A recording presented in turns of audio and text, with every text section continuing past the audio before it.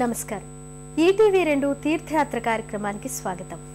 శంకరోతి ఇతి శంకరః. శం అంటే మంగళం. భక్తులకు మంగళాన్ని కలిగిస్తాడు కాబట్టి శంకరుడయ్యాడు. శివం అంటే శుభం కదా. తనను ఆరాధించే భక్తులకు ఎల్లప్పుడూ శుభాన్ని కలిగిస్తాడు కనుక సదాశివుడయ్యాడు. సర్వ జగత్తుకి లయపతి అయిన ఈశ్వరుడు శివశంకరుడే కాదు, భక్తుల పాలిట వశంకరుడు కూడా. జగత్తు మీద ఈశత్వం, భక్తుల విషయంలో వశత్వం, ఈ రెండు తనలో సంగమింపచేసుకుని ఆ పరమేశ్వరుడు రూపాల సంగమేశ్వరుడుగా దర్శనమిస్తున్న ఆలయమే కర్నూలు జిల్లా దినదేవరప్పాటు క్షేత్రంలోని ఈ జగన్నాథ గట్టుపై నెలకొని ఉన్న సంగమేశ్వర స్వామివారి ఆలయం. నేటి తీర్థయాత్రలో ఈ శివాలయ విశేషాలను వీక్షిద్దాం రండి.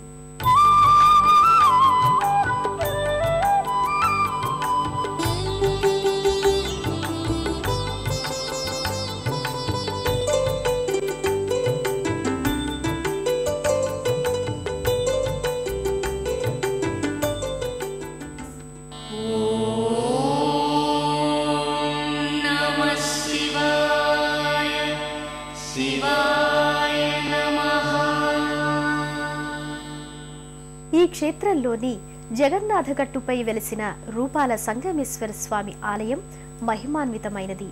వినీలాకాశం కింద విశాలమైన ప్రదేశంలో లీలగా కనిపించే కొండలు, కోనలు, తరులు, గిరులు స్వామివారి ఆలయానికి వెళ్లే దారి పొడవునా కనిపించి ఆహ్లాదపరుస్తాయి. అలాంటి సుందర ప్రదేశంలో వెలిసిన మహిమోపేతమైన ఈ ఆలయంలోకి ప్రవేశించి తన్మయులవుదాం పదండి. బ్రహ్మమురారి సురార్చితలింగం, నిర్మల భాసిత శోభితలింగం, జన్మజ దుఃఖ వినాశకలింగం, తత్ ప్రణమామి సదాశివలింగం. దోసెడు నీళ్లు చిలకరించిన, పట్టెడు పత్రి అలా పైకి వెదజల్లిన పులకరించిపోయే భోళాశంకరుడు రూపాల సంగమేశ్వరుడనే పేరుతో వెలిసిన పవిత్ర ప్రదేశమే జగన్నాథగట్టు.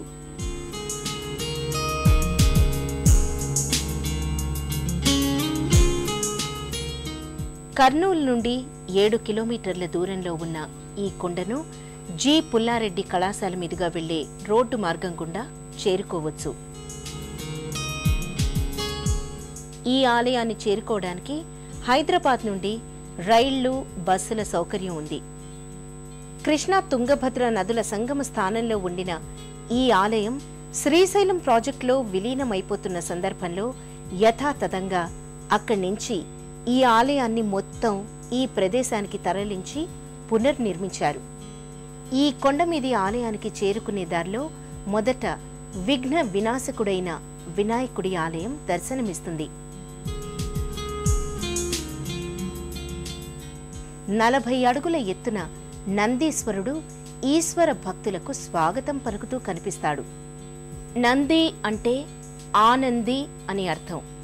నందీశ్వరుడు నిత్యానంద స్వరూపుడు, శివునికి ప్రియమైన వాహన రూపుడు.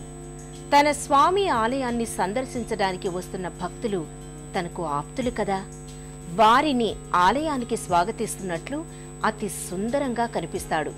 తెల్లని రూపంతో, వీపు మీద ఎర్రటి వస్త్ర ఆచ్ఛాదనతో, కంఠానికి వ్రేలాడే ఉరుతర చిరుతర గంటికలితో 40 అడుగుల నంది శివునికి ఆంతరంగిక కార్యదర్శిలాగా ఆలయ బాహ్య ప్రదేశంలో అందరికీ మౌన ఆహ్వాన వచనాలు పలుకుతూ ఉంటాడు.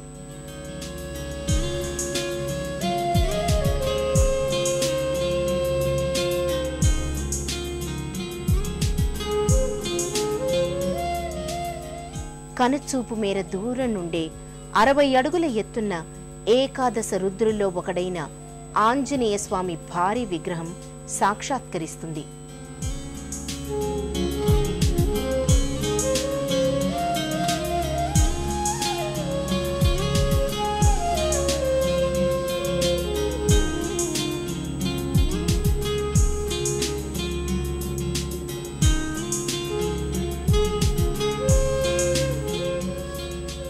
అల్లంత దూరం నుండే ఈ గుడికున్న ప్రాకార కుడ్యాలు ఎర్రమట్టి, సున్నపు పట్టీలతో ఆలయ దృశ్యాన్ని ఆవిష్కరిస్తాయి. ఎరుపు రాజస గుణానికి, తెలుపు సాత్విక గుణానికి ప్రతీకలు.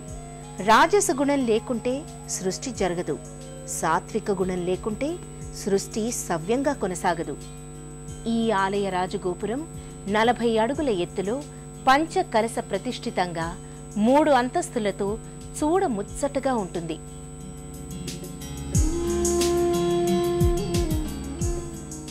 ఎత్తైన ద్వారానికి అమర్చిన తలుపులు తెరవబడి సవినయంగా అంజలి పుటాలు విప్పి భక్తుల్ని ఆలయంలోకి స్వాగతిస్తున్నట్లుంటాయి.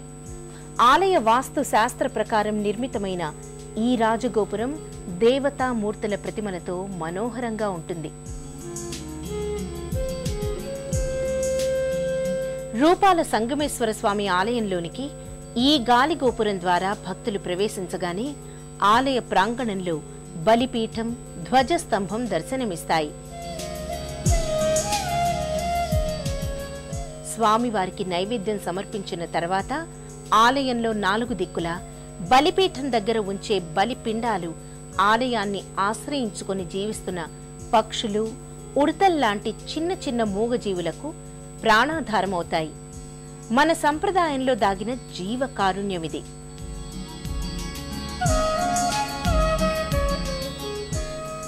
ప్రతి ఆలయంలోనూ స్వామివారి ముందు, అమ్మవారి ముందు ఉన్న ధ్వజస్తంభం ఒకనాటి యజ్ఞవాటికలో ప్రతిష్ఠింపబడిన యూప స్తంభానికి, ఇంద్రధ్వజానికి ప్రతీక.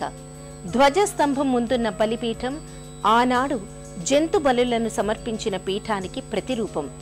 బలి పశువులకు ప్రత్యామ్నాయంగా బలిపిండాలను సమర్పించడం అహింసాపూర్వకమైన ఆచారంగా మారింది.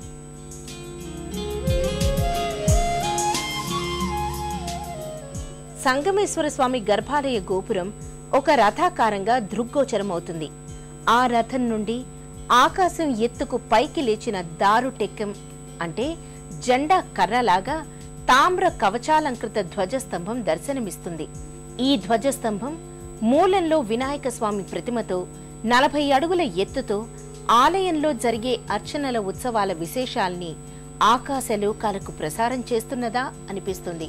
బలిపీఠాన్ని, ధ్వజస్తంభాన్ని దాటుకుని భక్తులు గర్భాలయంలోకి ప్రవేశించడానికి ముందే గర్భాలయం గోపురం మీద రాసిపోసినట్లున్న శిల్పకళ భక్తులకు నయనోత్సాహం కలిగిస్తుంది. ఈ గర్భాలయ గోపురం శిల్పాలన్నీ ఒక రథంగా రూపొంది స్వామివారితో పాటు ఊరేగడానికి సిద్ధంగా ఉన్నట్లు అనిపిస్తుంది. గోపురం మీద శివుడు చతుర్భుజాలతో స్థానక భంగిమలో అంటే నిలుచున్నట్లున్న ప్రతిమతో దర్శనమిస్తాడు. గోపురం మీద యక్షులు భారవహులుగా గోపుర శిఖరాన్ని మోస్తున్నట్లుగా కనిపిస్తారు. ఒక్క మాటలో చెప్పాలంటే ఆకాశం నుండి ఊడిపడిన ఒక శిల్ప ఖండమా ఈ గర్భాలయ గోపురం అని అనిపిస్తుంది. గర్భాలయ కుడ్యం మీద బహుభుజాలతో తాండవం చేస్తున్న శివమూర్తిని సుందరంగా రూపొందించారు. ఆ శివతాండవాన్ని దేవతా బృందాలు భక్తి పారవస్యంతో తిలకిస్తున్నట్లున్న శిల్పాలలో కళాత్మక ప్రతిభ కనిపిస్తుంది.